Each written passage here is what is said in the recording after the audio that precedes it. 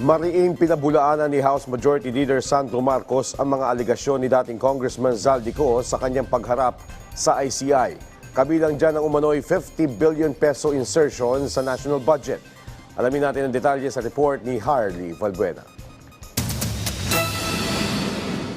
Humarap sa pagdinig ng Independent Commission for Infrastructure si House Majority Leader at Ilocos Norte 1st District Representative Sandro Marcos. Ayon sa Presidential Son, voluntaryo siyang nagtungo sa ICI para tumulong sa investigasyon sa maanumalyang flood control projects. At dito ako to lend anything that I know that will aid the ICI in their investigation. As I said, wala po akong tinatago, so I am happy to assist them in any way, shape, or form. Sa pagsalang sa hearing, humiling ng executive session ang kanyang legal team dahil sa sensitibong impormasyon na maaari niyang ibahagi.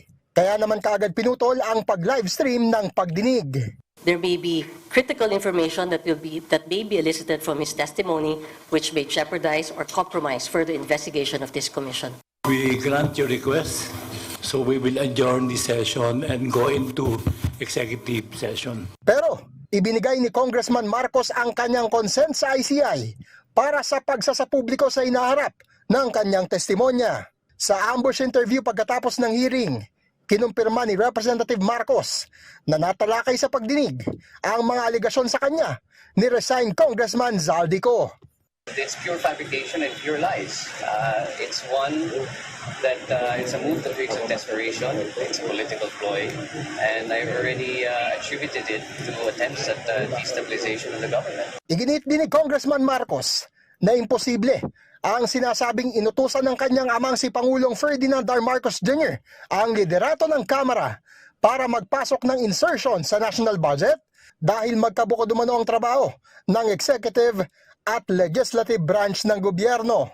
Mariin din itong itinanggi ang alegasyon ni Ko na siya ang nasa likod ng 50 billion peso budget insertions mula 2023 hanggang 2025. Kung nakikita niyo po yung listahan, may mga projects dyan sa Davao City nakalagay, nakalista sa Davao City. Alam naman natin sino nakatira doon, ba't pa ako maglalagay ng projects doon? Sa ngayon ay wala pang abiso ang ICI kung kailan ilalabas ang impormasyong ibinahagi ni Congressman Marcos at wala pa rin kumpirmasyon kung muling iimbitahan sa pagdinig ang Presidential Son. Harley Valbuena para sa Pambansang TV sa Bagong Pilipinas.